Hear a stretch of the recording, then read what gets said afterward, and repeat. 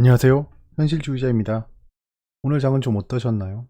연휴 첫날이었는데요. 연휴 이후에 시장이 좀 강하게 상승했습니다. 그래서 아마 지금 보고 계신 현재 여러분들 다 기분이 좋으실 것 같아요. 오늘 저도 좀 괜찮았습니다. 괜찮았기 때문에 시장을 좀 즐겁게 말씀드릴 수 있지 않을까 합니다. 대출을 억제한다고 합니다. 상승이 억제될 것으로 보여지는데요. 그것에 대해서 조금 알아보고 지수가 슈팅 구간에 다가오고 있습니다. 신고가 영역으로 들어오면 이때까지 포모를 느끼고 있던 투자자들이 일거에 매수 들어올 겁니다. 그때 아마 외국인 기관은 굉장히 큰 매도세를 보일 것으로 여겨집니다. 일단 그때 상황을 보면 알겠죠.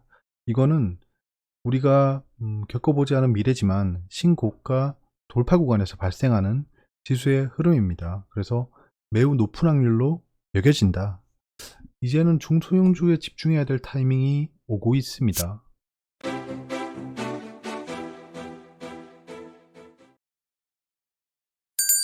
연휴 첫 거래일이 무난했죠. 가족, 친구, 지인이 돈 벌었다는 소식을 명절 때 막 무용담을 들었겠죠. 그래서 좀 많이 배가 아프고 그래서 아마 연휴 첫날에 바로 매수했지 않을까 합니다. 그리고 재미있는 사람을 한번 소개하고 시작하겠습니다. 자, 2월 8일 월요일 연휴 전이죠. 예. 비즈니스 온 애니플러스를 8시 2분에 오전장 시간 내서 꼭 체크해 보세요. 그 다음에 1시간 반 뒤에 7%나 18% 상승했대요. 와, 하루 만에 7%, 18% 확정 수익이면 이거 장난 아니죠. 6월 9일 화요일이에요. 네, 이수입지스 바이넥스 오전장 체크해 보세요. 설날 프로모션 마감 임박입니다. 6시 40분에 보냈어요. 그 다음날 아침에 이수입지스 상한가하고 바이넥스가 19%에 도달했대요. 와, 바이넥스 제가 이때 팔았을 때죠. 제가 미륵으로서 누구인가만 할 줄 알았는데 이런 사람이 있네요. 진짜 제가 문자 계속 오거든요. 제가 혹시 이분한테 힌트를 얻고 있는 게 아닐까요? 자, 오늘 시간의 단일가 등락률 순입니다. 제넥신 왜 상한가죠? 뭐야? 저 이거 못 봤다. 대박. 왜 상한가죠, 근데? 네. 잠깐, 제 말문이 막혔다. 네. 예. 이거 내일 윗골이 길게 달 것 같은 느낌적인 느낌. 아무튼 이게 중요한 게 아니고요. 자, 지금 이렇게 시간의 단일가 등락률 순위가 있습니다. 오늘은 저분이 어떤 종목을 하사하실까요? 여러분들 한번 생각해 보세요. 예. 지금 저렇게 신풍제지 파커스, 예, 6시 40분이에요. 예. 이 종목 내일 보랍니다. 자, 보세요, 그럼. 자, 이 2월 9일 화요일 6시 40분에 이수입지수란 바이넥스를 체크해 보라고 했어요. 자, 그러면 이 사람은 어떻게 했을까요? 예. 이거 그 시간에서 상한가한 종목들 여러분들한테 뿌리고 그 다음날 시간에 상한가를 갔기 때문에 당연히 그 다음날 조명을 받겠죠. 그래서 대충 상승이 끝날 때 10시 넘어서 얘기하는 것도 아니에요. 이제 한참 거래하고 있을 때 도달했다라고 안내하고 있습니다. 그래 놓고 자기가 미륵인 척, 예, 유사 미륵 흉내를 내고 있습니다. 그래서 오늘도 시간에서 신풍재지랑 파커스가 상한가한 걸 보고 거기다 시간의 거래량도 꽤 많았죠. 예, 그래서 두 종목을 이렇게 여러분들한테 보낸 겁니다. 내일 아침에 예상 메시지 뻔합니다. 신풍지지 파커스 급등 네, 뺨을 맞아야 돼. 뺨 맞긴 좀 그렇고 기생충 선 넘는 영상으로 했습니다. 현재 여러분은 제발 속지 마세요. 제발. 어차피 안 속으실 만한 분들만 여기 계신 거 압니다. 근데 주변에 좀 알려주세요. 저런 걸. 저거 보고 진짜 기가 차던데. 저거 속는 사람 있을 겁니다. 우와, 이 사람 봐라. 우와, 누구인가? 뭐 이러면서 막 따라갈 거예요. 제가 영상 예전에 올린 거 있죠. 유료 리딩 사기꾼들. 지금 유료 리딩 방이 판을 치고 있습니다. 제가 이런 말 하면 정말 싫을 거예요. 제 영상에 반대를 다시는 분들 중에 유료 리딩 방 운영하시는 분들도 있을 겁니다. 왜냐면 전 진짜 저한테 광고 들어오는 것도 다 무시했고요. 안 한다고 했습니다. 저한테 그거 넣지 마세요. 넣지 마시고. 저한테 이 광고 중간에 그 영상에서 광고 넣으시는 분들 요즘에 너무 많이 넣어가지고 제가 욕먹고 있는데요.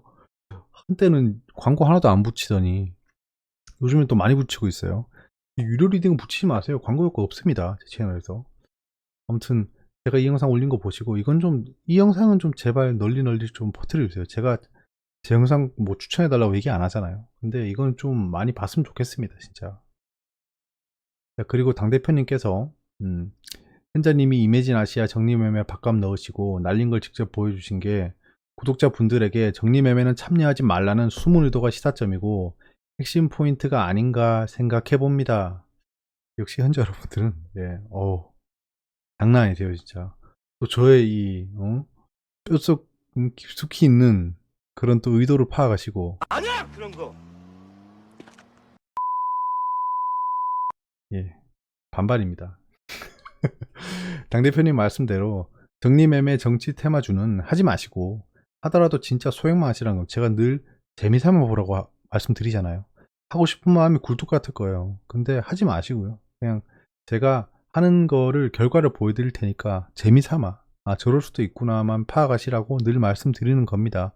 그러니까 약간 먹방도 대리만족 때문에 보는 거라면서요. 저는 사실 이해를 못합니다. 전 대리만족 그냥 제가 만족하고 말지. 이것도 대리만족을 좀 느끼시라. 단기 트레이딩 홀딩 목록입니다. 뭐 제가 산 고영 이런 거는 단기 트레이딩으로 들어간 게 아니에요. 호텔신라 같은 것들. DBI텍 오늘 뭐 좀 슈팅 나왔죠. 근데 스파 반도체보다는 좀 덜 올라가더라고. 신풍제약 시젠도 뭐 아직은 괜찮고요. 나머지 종목들도 수익권에서 홀딩하고 있습니다. 다 슈팅을 기다리고 있습니다. 슈팅을.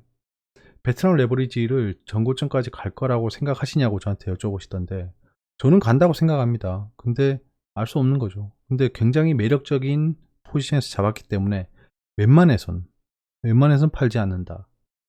단기 트레이딩 홀딩 목록에서 빼야겠네요. 그러고 보니까 지수가 신고가 뚫을 때 슈팅이 가능합니다. 이건 신고가 매매법 상 분명히 신고가를 뚫을 때 신고가는 명확합니다. 신고가는 의미하는 게 단 한 개예요. 단 한 개. 뭔지 아시죠, 여러분들은? 제가 귀가 따갑게 말씀드렸기 때문에 신고가는 아무도 물린 사람이 없다는 겁니다.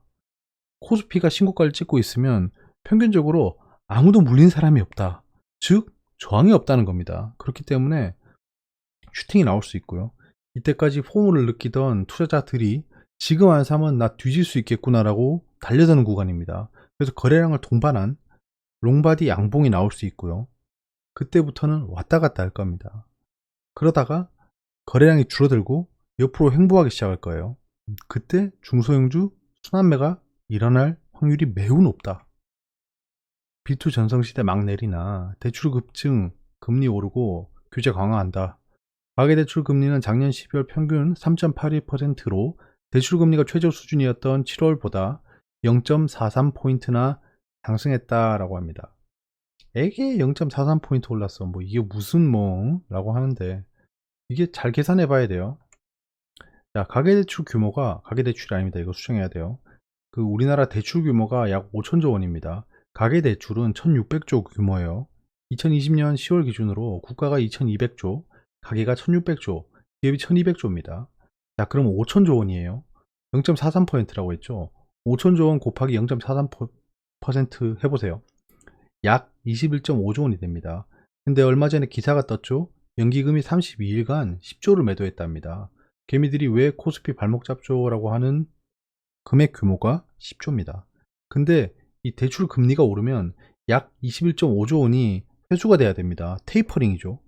그러면 뭐 굳이 주식시장에서 빠지진 않겠지만 주식시장에서만 빠진다라고 가정을 하면 주식시장에서 21.5조 원이 자동으로 매도가 돼야 되는 겁니다. 그러니까 금리 인상이라는 게 뭐 퍼센트 오른다 이런 개념이 아니고 시장에 있는 돈이 회수되는 절차예요. 그러니까 0.43%가 올랐다는 건 굉장히 안 좋은 겁니다. 그럼 1% 오른다고 생각해 보세요. 그럼 40조가 빠져야겠죠. 그럼 주식시장이 절반이라고 치면 부동산, 주식 반반씩 하면 20조가 빠져야 된다는 겁니다. 금리가 오르면. 그래서 금리 상승 구간에 주식시장이 빠진 이유는 자동으로 이해가 되시죠. 신용 레버리지 B2는 당분간 위축 예상입니다. 이 말은 외인 기관이 매수세로 리턴하지 않으면 지수의 추가 상승은 어렵다는 겁니다. 신용 레버리지가 있어야지 지수가 상승합니다. 현금만으로 올릴 수 없어요. 레버리지 투자를 해야 됩니다. 이렇게 되면 약간 대출 절차는 좀 복잡해지고 양은 줄겠지만 주식담보대출이 좀 성행할 것 같습니다. 미수라든가 그건 안 막을 거거든요. 쿠팡 관련주가 오늘 급등했죠. 이건 제가 일부러 언급하지 않았었습니다. 이때까지.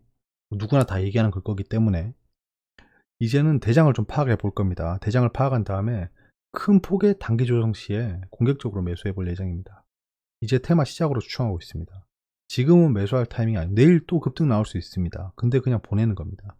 제가 테마 형성될 때 항상 이렇게 들어가는 거 아시죠? 이번에도 쿠팡 관련주는 좀 지켜보다가 거의 단기 트레이딩 중심으로 접근해 볼 예정입니다. 돈이 몰리는데 부을 수 없죠. 자, 외신입니다. 비트코인이 55만 부를 테스트하고 있답니다.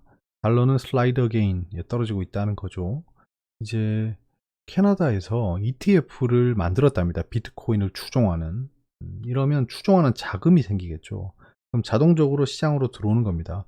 ETF가 발생하자마자 비트코인이 슈팅 나올 거예요. 한순간. 그게 뭐 규모에 따라 다르겠지만 비트코인 쪽으로 굉장히 관심사가 생기고 있습니다. 이렇게 되면 만약에 여기서 추가적으로 상승이 계속 나온다고 가정했을 때 상승에 초입이 되는 겁니다. 왜냐면 지금부터 들어오기 시작하잖아요. 선구자인 일론 머스크 씨가 얘기한 뒤에 여러 가지 호재가 발생하고 있습니다. 오스트레일리아가 스퀴즈하고 있답니다. 약간 쥐어짜고 있다는 건데요. 페이스북이랑 구글을 쥐어짜고 있다. 이렇게 되면 구글은 약간 셧다운 할 수 있다는 거죠. 오스트레일리아에서. 결국엔 구글 관련주에 안 좋은 거죠. 결국엔 그 균열이 가는 거잖아요. 스탁이 드리프트 하이어 상승하고 있다는 겁니다. 트럼프 에퀴털이라고 하면 무죄. 근데 무죄라고 할 수 있나요, 이걸? 무슨 상원이 법원도 아니고 그냥 찬반이 나왔을 뿐인데 이걸 무죄라고 판단하네. 좀 애매한 거네요. 아무튼 그래서 주식이 약간 안정적이다. 이거는 간단하게만 생각해 보면 알죠. 정치랑 경제랑 엮이는 게 이런 겁니다. 트럼프 대통령이 만약에 탄핵이 됐다. 지금 정치 생명 끊으려고 한 거예요. 민주당 쪽에서. 탄핵이 되면 분명히 대규모 시위가 일어나고 이럴 겁니다. 그럼 주식시장이 안 좋겠죠. 닛산이 리젝했답니다. 애플의 텀스를. 애플이 닛산에 접근했는데 닛산이 거절했다는 겁니다. 이 애플 이놈들이 얼마나 갑질 계약을 하려고 하길래 지금 다들 거절하고 있죠. 안 봐도 눈에 선합니다. 전 쟤들이 어떤 계약서를 내밀었는지 눈에 선합니다.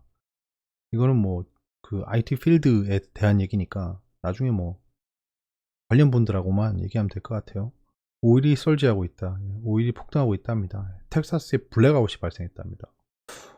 스톰 폭풍우가 쳤다네요.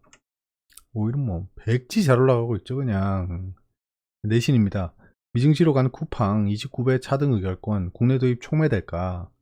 이게 약간은 나중에 우리 주식시장에 어떤 영향을 줄까라는 생각해 보면 이제는 경영권 분쟁이 발생하지 않을 겁니다. 제 말 이해되시죠?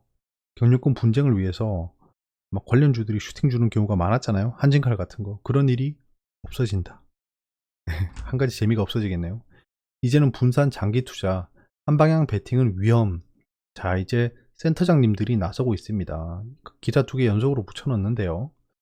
저분들 굉장히 위험한 상황인데 지금은 아무나 입 털면 안 됩니다. 진짜 손해볼 수밖에 없어요. 내용도 보면 그렇습니다. 전부 다 상반된 얘기를 하고 있어요. 재밌죠? 이거 단두대 매치예요. 단두대 매치. 오현석 삼성증권 센터장은 시장이 언제든 고꾸라질 수 있는 상황이기 때문에 지금은 한 방향으로만 베팅하면 안 된다. 진짜 공자할 맹자할이죠. 저 무슨 의미가 있나요? 제 얘기가. 무슨 의미가 있나요? 최석원 SK증권 센터장은 조정이 나타나는 지금도 투자하기 괜찮다. 차라리 이분이 엣지가 있죠. 엣지가 있습니다. 그러니까 저 말이 맞다 틀리다가 아니고 그냥 방향성을 제시하잖아요. 지금은 유동성이 크게 빠질 상황이 아니고 동의합니다. 어쨌든 올해 중에 경기 회복이 진행될 것이기 때문 동의합니다. 저분이 저랑 생각이 조금 비슷하긴 하네요. 과열 맞지만 버블 아니야. 상승 여력 충분. 황승택 하나금융투자 리서치센터장은 여기 제일 투자 못하죠. 개인의 매수 여력과 신흥시장 증시에 대한 외국인의 선호를 감안할 때 중장기 기조는 과열이 아니라고 판단한다. 소름이 돋는데 갑자기. 신동준 KB증권 리서치센터장은 4차 산업혁명이 진행 중이고 미중 기술 패권 다툼까지 겹치며 한국이 가장 큰 수혜국이 될 가능성이 크다. 이분은 약간 지정학적으로 봤네요. 4차 산업혁명 동의합니다. 예, 이건 제가 영상을 만들고 있습니다, 지금. 미국 마이애미시에서 비트코인으로 세금 걷고 공무원 월급 주겠다. 비트코인 폭락할까 무서워서 못 산다? 이 방법이 있었네. 이 방법이 있었네 같은 소리 하고 있네, 진짜. 이런 거 보면 웃기지 않나요? 예, 예전에는 그냥 어릴 때는 기사 보고 그렇구나 이러고 넘어갔는데 요즘은 그냥 웃겨요. 이런 거 보면. 저 글을 쓰고 있는 사람의 막 그 목적이 보입니다. 광고하는 거죠. GDP 일본이 발표됐는데 QOQ입니다. QOQ인데 그 분기 대비죠. 예측치보다 좋게 나왔네요. 근데 이전보단 떨어졌죠. 근데 뭐 일본도 뭐 살아나고 있다. 자, 오늘 아세안 플러스3 거시경제 조사기구 연례협의 실시했고 이게 뭐 영향을 주진 않았습니다. 내일은 자동차 산업 동향이 나오죠. 그 다음 팹리스 IP 지원 프로그램 출범식이 있습니다. 팹리스는 비메모리 반도체 쪽입니다. ICT 해외 진출 지원 사업 공모. 자, 재보궐선거일이 다가오죠. 이제 한 두 달이 안 남았어요. 정치 테마주 발생할 겁니다. 창궐할 겁니다. 시장이 폭락할 때좀 창궐할 거예요. 시장이 하락하기 시작하면 정치 테마주가 올라갈 겁니다. 늘 그랬어요. 늘 그랬습니다.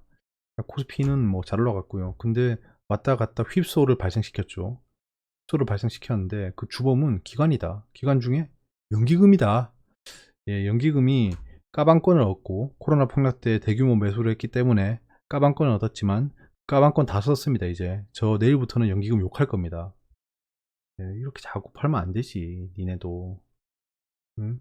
차라리 좀 하락할 때 팔면서 아니다. 그럼 손해를 보는구나. 아니다. 예, 아무튼 외국인이 지금 매수세로 약간 돌아섰는데 뭐 이건 의미 없어 보입니다.